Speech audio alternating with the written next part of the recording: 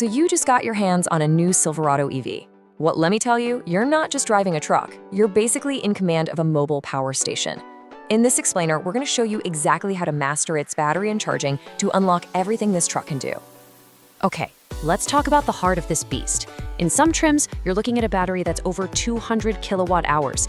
That is one of the largest batteries on the road today. It's a massive source of power, which is awesome, but it also means having the right habits is absolutely key.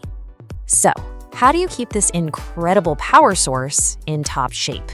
Well, we're going to break down everything you need to know, from your daily charging routine to your strategies for those long road trips. We'll start with the little science behind the battery. Then we'll get into the single most important habit for daily charging.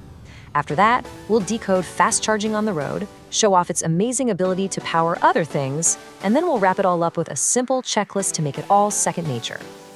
Okay, let's dive into the heart of your truck. We're talking about the Ultium battery. Now, this thing isn't just for making the wheels turn, it's the core of what this truck can do, designed for massive range and power. But just like any lithium-ion battery, its long-term health really depends on how you treat it. And that brings us to the 20 to 80% rule. Seriously, if you only take one thing away from this whole explainer, make it this. This is the golden rule for keeping your battery healthy for the long haul. See, the key to long-term performance is to minimize something called battery degradation. The best way to think about it is like muscle fatigue. You know, if you push yourself to your absolute limit every single day, you're going to cause more wear and tear than if you just maintain a strong, consistent effort. The exact same thing is true for your battery's internal cells. And this right here shows you exactly why Chevrolet recommends keeping your daily charge at or below 80%. Pushing it to 100% all the time puts the maximum amount of stress on those cells. But by setting that 80% limit for your day-to-day driving, you're keeping the battery in this comfortable, low-stress zone, which is going to help preserve its capacity for years and years. All right, let's talk about mastering home charging. For most people, this is where you'll be powering up pretty much all the time, so getting this part right is crucial for both convenience and your battery's health. And wow, look at the massive difference here between level 1 and level 2 charging. If you tried to charge this giant battery with a standard wall outlet, it could literally take days. So for a truck this size, a 240-volt level 2 setup isn't just a suggestion, it's pretty much essential if you want to have a good ownership experience. But here's the thing, not all level 2 charging is created equal. That's because your truck has one of two different onboard AC charger modules. Think of this module as the gatekeeper for the power coming into your truck. The standard 11.5 kilowatt module, it's great, it's plenty for most overnight charging. But that high-capacity 19.2 kilowatt version, that is a serious upgrade. And this is where it gets really interesting. If your truck has that more powerful 19.2 kilowatt module, upgrading your home setup from a standard charger to a beefier 80 amp unit can slash your charging time by over 33%. I mean, for business fleets or just anyone who needs a quick turnaround, saving 4 hours is an absolute game changer. Okay, this is a question that comes up all the time. A lot of owners notice that the miles per hour charging rate they see in the truck seems to bounce around even when they're using the same charger. So let's clear up what's actually going on here. Here's the secret, that number is an estimate. It's not a direct measurement of power. You should think of the truck's display as kind of a guessometer. It's calculating the range you're adding based on how efficiently you've been driving recently. The kilowatts flowing into the battery are constant, but the predicted range you'll get from that energy changes. So what does this mean?